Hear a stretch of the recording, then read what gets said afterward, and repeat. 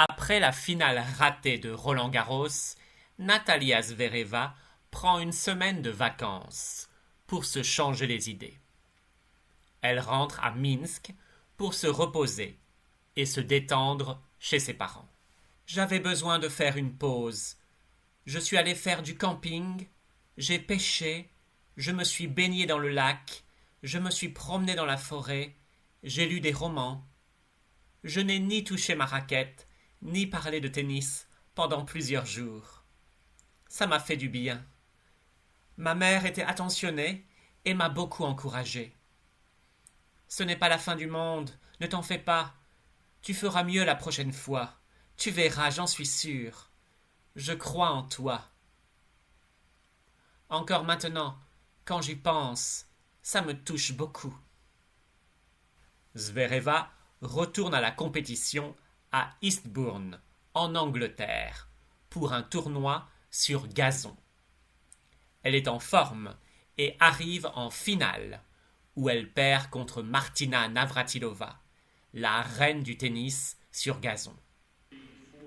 Elle fait encore 2 finales en 1988, l'une à Montréal, au Canada, en août, où elle perd contre Gabriela Sabatini, et l'autre à Worcester, aux États-Unis, en novembre, où elle perd en 3 sets serrés contre Martina Navratilova.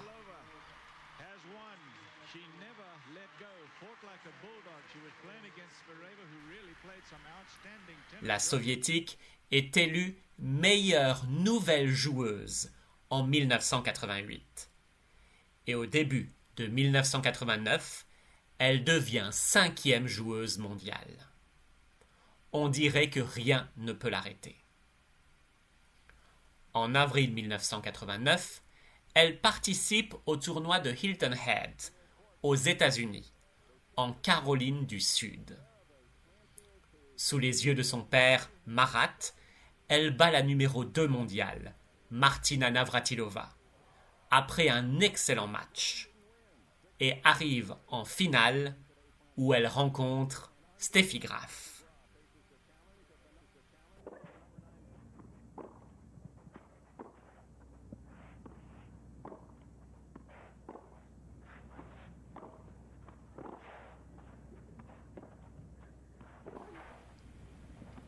Elle perd facilement en 2-7 sur le score de 6-1, 6-1. Le match ne dure que 50 minutes, mais le public américain découvre avec surprise et curiosité la jeune joueuse soviétique.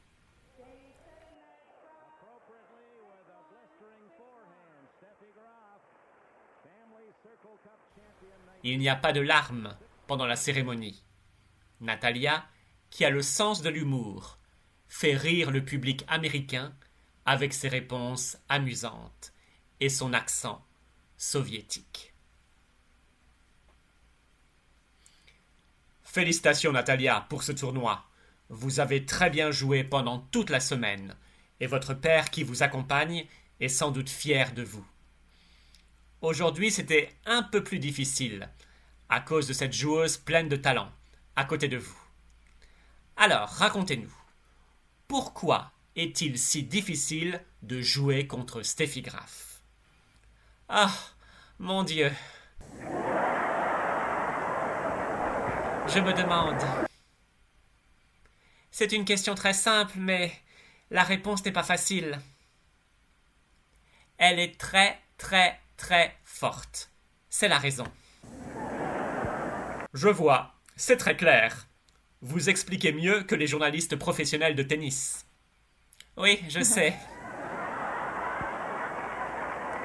Natalia Zvereva ne le sait pas encore, mais une tempête est sur le point d'entrer dans sa vie.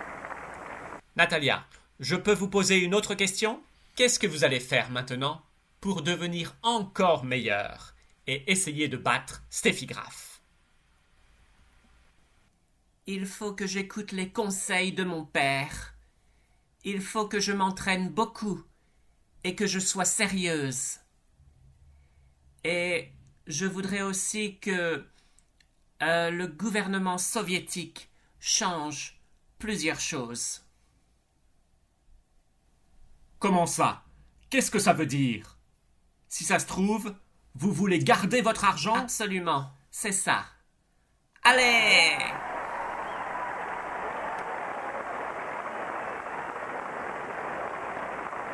Vous savez, ces 24 000 $, ce n'est pas de l'argent. Ce n'est que du papier, c'est tout. Je ne peux pas garder mon argent. Tout à fait. J'ai entendu dire que tout l'argent que vous gagnez va dans les poches du gouvernement soviétique.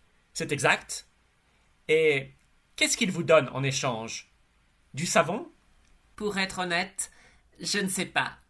Aucune idée. C'est incroyable. Si le président soviétique, M. Gorbatchev, regarde sa télé, j'espère qu'il vous entendra et que vous pourrez garder votre argent.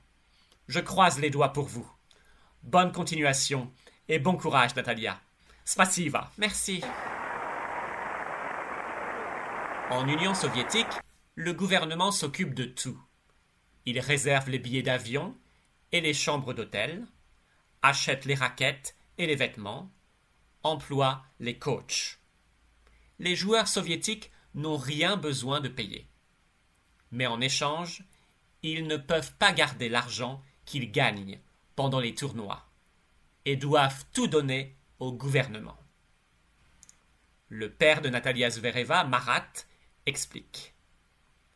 Natalia a raison. Elle n'exagère pas, et je suis d'accord avec elle. Elle est allée en finale de Roland-Garros l'année dernière, et vous ne devinerez jamais combien d'argent elle a gagné. Elle n'a reçu que 900 $. Une joueuse soviétique qui perd au premier tour reçoit le même salaire, 900 $. Vous trouvez ça normal? Non, ce n'est pas juste. Il faut que le gouvernement soviétique comprenne ça. Quand elle retourne dans sa chambre d'hôtel, Natalia reçoit un coup de téléphone du gouvernement soviétique. Il faut que vous rentriez au plus vite à Moscou. C'est urgent. Natalia répond. Ça tombe mal. Je suis déjà prise. Je dois participer à un autre tournoi aux États-Unis dans 2 jours. Ça suffit. Arrêtez votre cinéma et fermez-la. Ça m'est égal. Annulez tout et rentrez tout de suite. Vous avez été très maladroite. Je vous conseille d'être un peu plus réservé. Il ne faut plus que vous racontiez des bêtises aux journaux américains. Sinon vous allez avoir d'énormes problèmes. Vous devriez faire attention. Les murs ont des oreilles et le gouvernement soviétique a une très bonne mémoire. Rendez-vous à Moscou après-demain. Nous avons déjà acheté votre billet d'avion. Il est sous votre oreiller.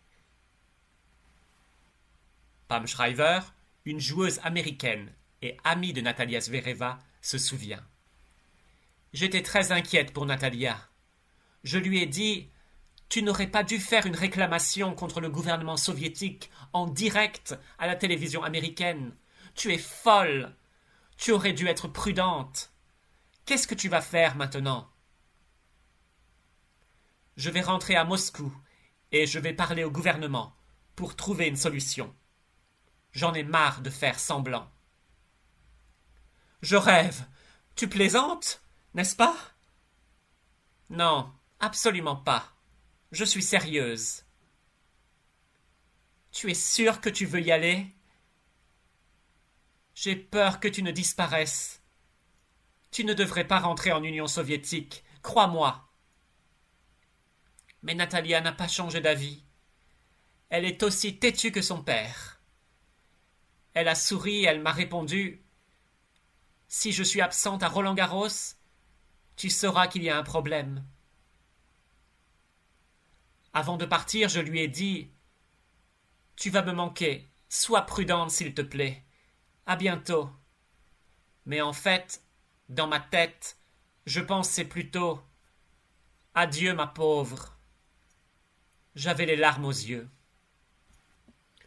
Natalia Zvereva prend un avion avec son père pour aller à Moscou.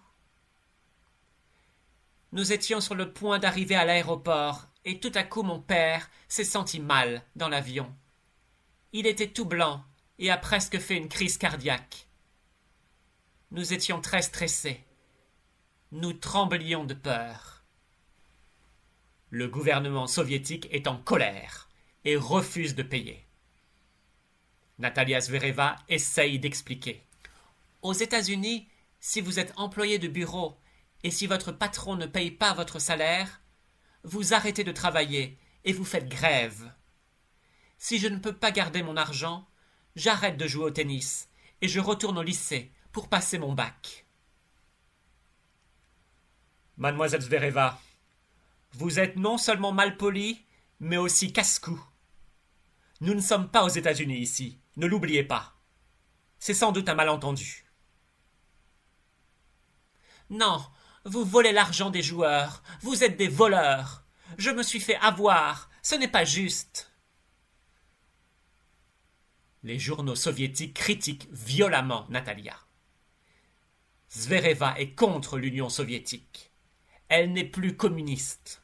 C'est une capitaliste égoïste et avare. Le gouvernement soviétique veut que Natalia continue de jouer au tennis. Mais en même temps, il a peur qu'elle ne quitte tout à coup l'Union soviétique et ne prenne la nationalité américaine. Il demande donc à des espions du KGB d'accompagner Natalia et de la suivre partout, jour et nuit, pour qu'elle ne s'échappe pas. Pam Shriver se souvient.